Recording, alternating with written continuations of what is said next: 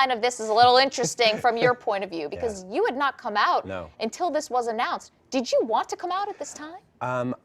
If you would have asked me 5 minutes before I read the press for the day about President Obama sending the message of diversity and tolerance and sending openly gay athletes, I would have said no. I was never planning on coming out, and the reason was because I realize I have a public persona, but I've been like inherently a private guy all the time, you know, for my whole life, and I chose to reserve that side of my life for family and friends who knew me, and I was never ashamed. I was never, embarrassed or anything. Everybody knew who I was, so I didn't really feel the need to actually come out.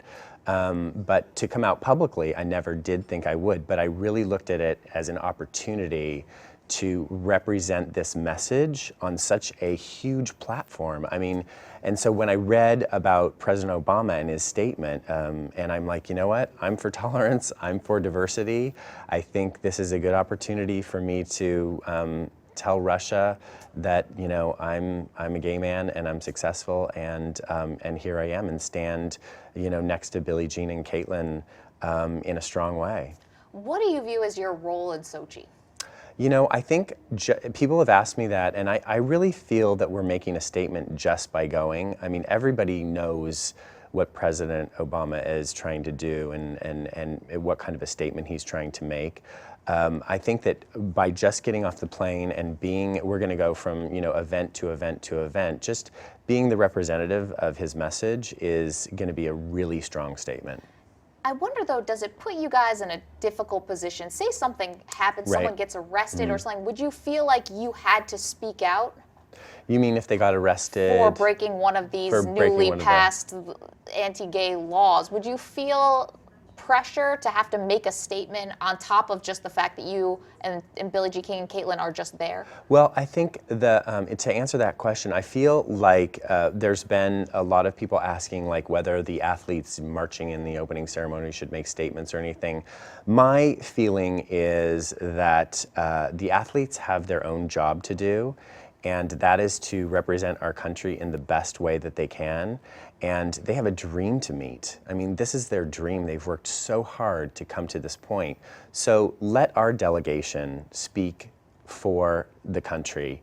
And you guys, you focus on your work and do what's best for you.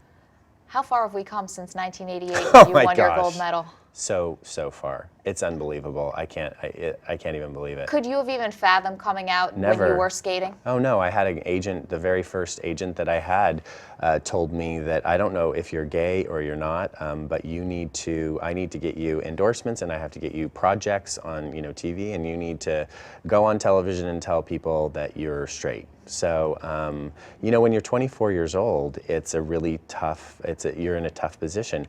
I came from a sport, you know, I don't know what I know what the perception is. I didn't know people thought that possibly figure skaters are gay, because the elite athletes, the skaters that I competed with were all straight. I was the only gay guy in the room. So I didn't realize that there was a perception that skaters were gay. There was another athlete who came out in 2013, Jason Collins, made the cover of Sports Illustrated. We broke that news here. When you saw that, or when you first heard the news, however you heard it, what was your reaction? I don't know if I saw it on SI, but I paid attention a little bit. I didn't know who he was, but I thought, you know, I was supportive. I mean, I was good for him. I mean, anyone who needs to speak their truth on their own timing, I completely support. So yeah, I was happy to see him speaking his truth.